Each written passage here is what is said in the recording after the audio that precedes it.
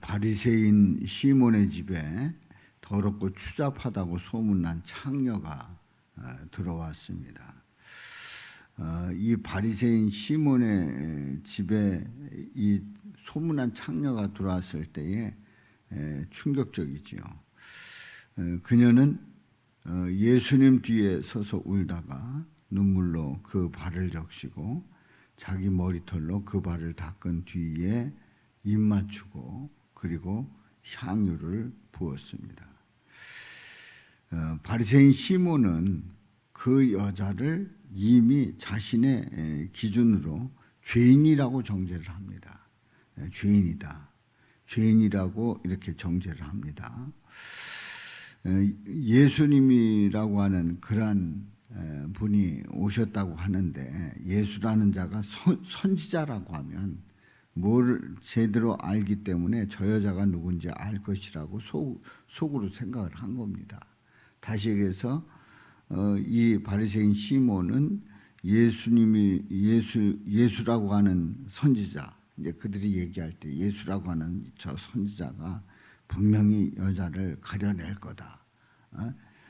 죄를 많이 짓고 도대체 하나님 앞에 설 수 없는 자인 줄 이미 알고 그를 외면할 거다. 또 그와 상종 안 할 거다. 또 그를 내쫓을 것이다. 라고 그런 어떤 선입관을 갖게 됩니다. 근데 예수님은 그의 속마음을 아시고 시몬을 향해서 말씀을 하십니다. 이제 비유를 들어서 말씀을 하지요. 어떤 사람이 50데나리온과 500데나리온의 빚을 졌는데 빚진 자들을 불러서 불쌍히 여기고 빚을 없애주었다고 하면 누가 더 그 사람을 사랑하겠는가 하는 질문을 합니다. 뭐 당연한 거죠. 50데나리온과 500데나리온 이 뭐 10배의 차이가 있는데요. 시몬은 당연히 빚이 많이 진 사람이 더 사랑한다고 대답을 합니다. 아주 상식적인 대답이고 또 우리도 생각해 보면 그럴 수 있는 거지요. 예수님은 그의 말을 듣고 여자를 향해서 내 모든 죄가 용서받았다고 선포를 합니다. 여자를 향해서 내 모든 죄가 용서받았다고 선포를 하는 겁니다. 아니 이 바리새인 시몬은 생각하기를 분명히 여자를 향해서 정죄를 하고 너는 틀렸다. 너같이 많은 죄를 지은 여인이 어떻게 내 앞에 왔느냐. 내쫓을 줄 알았는데 오히려 내 모든 죄가 용서받았다고 선포를 하는 거예요. 여기에서 우리가 분명히 알아야 될 것은 예수님이 죄 없다고 말씀하시면 죄가 없는 거예요. 또 죄가 있다고 말씀하시면 여전히 죄가 남아 있습니다. 그 이유가 뭡니까? 아니 예수님이 죄 없다 말씀하시면 죄가 없고 죄가 있다 말씀하시면 여전히 죄가 남아있는 그 이유가 뭐냐 말이죠. 그 이유는 예수님이 선악의 판단자로 이 땅에 오신 겁니다. 선악의 판단자로 이 땅에 오신 거예요.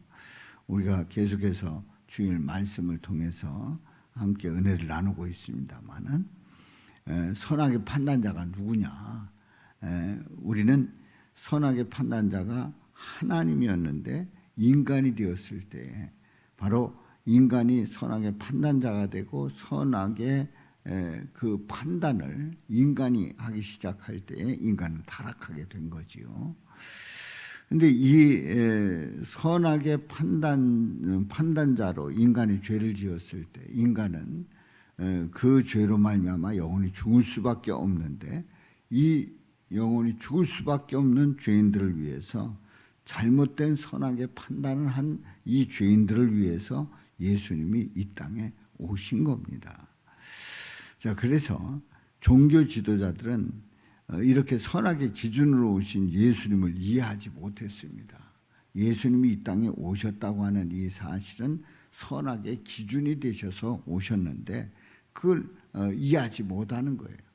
예수님을 구세주로 고백하지 못하는, 메시아로 고백하지 못하는 이 종교 지도자들은 예수님을 이해할 수가 없는 겁니다. 이제 그들은 종교 지도자들은 자기들이 선악의 기준이 되어서 예수님을 판단하는 거예요. 예수님을 판단하는 거예요. 인간은 선악과를 먹은 뒤에 스스로 선과 악의 판단자와 기준자가 되어서 하나님을 공격하는 겁니다. 그래서 성경에 보면은 예수님을 계속해서 공격하는 그 이유가 다른 데 있는 게 아닙니다. 선악의 판단자가 자기들이다. 자기들이 선악의 기준이 되어서 예수님을 판단했기 때문에 예수님을 계속 공격한 거죠. 그들이 보기에는 예수님은 스스로 하나님의 아들이라고 주장을 한 거예요. 그리고 죄인에게 죄사함을 베푸는 신성 모독의 죄를 저지른 자였습니다. 그러니까 그들이 판단할 때에 예수님은 아주 못된, 그야말로 신성 모독한 그런 죄를 지은 자라고 판단을 하는 겁니다. 예수님은 스스로 선과 악의 기준이 되었던 자들에 의해서 죽임을 당한 거죠. 그러니까 예수님이 악이다 생각을 했고 그 예수님을 십자가에 못 박아 버렸던 겁니다. 성경의 모든 것이 선악을 판단하는 일입니다. 선악을 판단하는 일이에요. 예수님이 세리와 창녀의 죄를 없애주면 그것이 선이에요. 그것이 선이에요. 우리는 선의 기준을 어디에 두느냐. 그래서 이제 내 생각에서 이건 선이다, 저건 악이다라고 생각을 하게 됩니다만은 우리 예수님이 세리와 창녀의 죄를 없애주면 그게 선입니다. 그러니까 예수님이 하시는 그 일이 선이다 말이죠. 예수님이 바리새인들에게 독사의 자식이라고 욕합니다.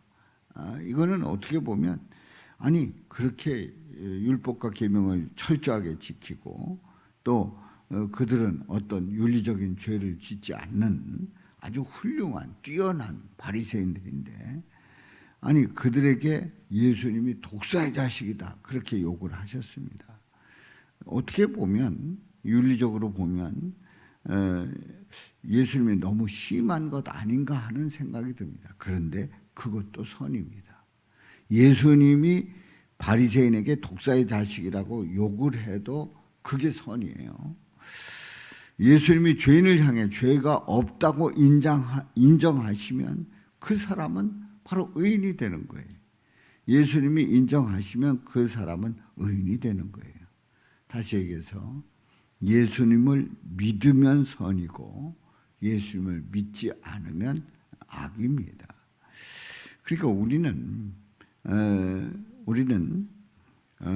이제 선이 뭐냐, 악이 뭐냐 했을 때 선은 착한 일을 많이 하면 선이고 또 악이 뭐냐, 착한 일을 하지 않고 사람들을 못 살게 굴고 또 그야말로 법을 어기면 그게 악이다 이렇게 생각을 합니다. 그런데 선과 악에 대한 그 개념을 우리는 분명히 가져야 합니다. 예수 믿는 것이 선입니다. 또 예수님을 믿지 않으면 악입니다. 예수님만이 선과 악의 유일한 기준이시고 유일한 판단자이시다 하는 얘기죠. 그래서 예수님만이 선악의 기준, 판단자임을 고백하면서 우리가 예수님을 믿고 예수님을 따르고 예수님께 순종할 때에 선한 생활이 되는 것이고 예수님을 믿지 않는다고 하면 그래서 내가 판단자가 돼서 내가 선하고 착하게 살고 있는데 무슨 내가 악이냐 그러고 예수님을 믿지 않는다 그러면 그건 악입니다. 바로 예수님이 기준이 되시기 때문에 그렇지요. 오늘도 선악의 기준이 되시는 우리 예수님 또 유일한 판단자가 되시는 그 예수님을 바라보면서 믿음으로 승리하실 수 있기를 주님의 이름으로 축원합니다.